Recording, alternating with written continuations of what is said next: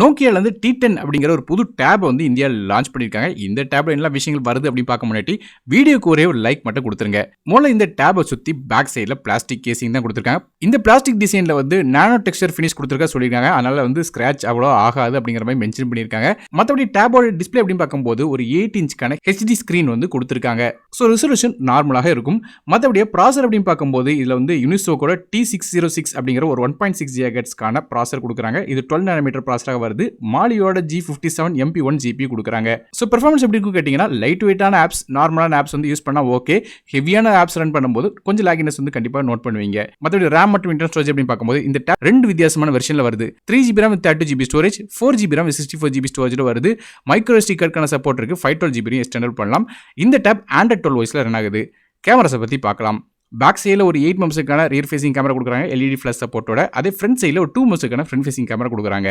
மேலும் இந்த ஃபோனில் ஃபிங்கர் பிரிண்ட் ஸ்கேனர் கிடையாது. அதுக்கு பதிலாக இந்த ஃப்ரண்ட் சைடில் உள்ள 2 மெம்ஸ் ஃப்ரண்ட் ஃபேசிங் கேமரா மூலமாக ஃபேஸ் அன்லாக் வந்து பண்ணலாம். இந்த ஃபோனில் 3.5 ஆடியோ சப்போர்ட் இருக்கு. ஸ்டீரியோ ஸ்பீக்கர்ஸ் தராங்க. மேலும் OZOட ஆடியோ பிளேபேக் சப்போர்ட் இருக்கு. இது போக நமக்கு IPX2க்கான ரேட்டிங் இருக்கு. ஆனால் லைட்டாக தனிப்பட்ட பிரச்சனை இருக்காது. இந்த டேபுக்கு வந்து 3.5 audio jack support, stereo speakers, OZOட ஆடியோ பிளேபேக் மாதிரியான விஷயம் கொடுக்குறாங்க. மேலும் டேபுக்கு IPX2க்கான ரேட்டிங் இருக்கு. ஆனால் லைட்டாக தனிப்பட்ட பிரச்சனை இருக்காது. சென்சார்ஸ் அப்படின்னு பார்க்கும்போது இந்த டேப்ல வந்து அக்ஸலரோமீட்டர், ஆம்பியன்ட் லைட் சென்சர்ஸ் கொடுத்திருக்காங்க. ஒருவேளை நீங்க 4G மாடல் வாங்குனீங்கன்னா ப்ராக்ஸிமிட்டி சென்சார் வந்து அடிஷனலாக கொடுக்குறாங்க. மேலும் ஏற்கனவே சொன்ன மாதிரி இது வந்து வைஃபை மாடல், அது போக 4G LTE மாடல்ங்கிற ரெண்டு வித்தியாசமான வெர்ஷன்ல வருது. 4G LTE வாங்குனீங்கன்னா நமக்கு வந்து 4G சிம் போட்டு யூஸ் பண்ணலாம். மற்றபடி சிம் போடாம யூஸ் பண்றதுக்கு வைஃபை மாடலும் இருக்கு. டேபோட பேட்டரி பண்ணி பார்க்கும்போது 5250 mAh பேட்டரி கொடுக்குறாங்க. இது சார்ஜ் பண்றதுக்கு 10 வாட்க்கான சார்ஜிங் வருது. ஸோ கொஞ்சம் பேட்டரி கெப்பாசிட்டி கொஞ்சம் இன்க்ரீஸ் பண்ணியிருந்தா கொஞ்சம் நல்லா இருந்திருக்கும். மற்றபடி இந்த டேப் வந்து ஓஷன் ப்ளூ அப்படிங்கிற ஒரே ஒரு கலர்ல வருது. இதோட விலை அப்படின்னு பார்க்கும்போது இப்போதைக்கு வைஃபை மாடல் மட்டும் தான் அவைலபிளா இருக்கு. 4G மாடல் இன்னும் மார்க்கெட்டுக்கு வரல. அதபடி பார்க்கும்போது 3GB RAM 30GB ஸ்டோரேஜோட டேபோட விலையை பொறுத்தவரையும் 11799க்கும், 4GB RAM 64GB ஸ்டோரேஜ் உள்ள டேபோட விலையை பொறுத்தவரையும் 12799 அப்படிங்கிற விலையில அமேசான் வெப்சைட்ல விற்கிறாங்க. இதோட லிங்க்ஸ் கீழே டிஸ்கிரிப்ஷன்ல கொடுக்குறேன். ஸோ ஓவராலாக டேபோட பாசிட்டிவ் நெகட்டிவ் அப்படின்னு பார்த்துட்டோம்னா நமக்கு வந்து பிரைஸ் பாயிண்ட் வச்சு கம்பேர் பண்ணி பார்த்தோம்னா இது ஓகே.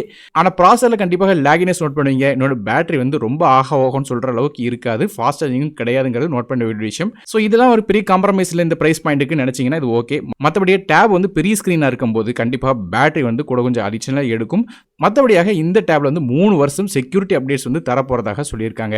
ஸோ நீங்கள் இந்த நோக்கியாவோட T10 டேப்பை பற்றி என்ன நினைக்கிறீங்க அப்படிங்கிறது கீழே காமெண்ட் செக்ஷனில் மென்ஷன் பண்ணுங்க. வீடியோ பிடிச்சா ஒரே ஒரு லைக் கொடுத்துருங்க. நானும் டெக் தமிழுக்காக மற்ற வீடியோ சந்திக்கிறேன். நன்றி, வணக்கம்.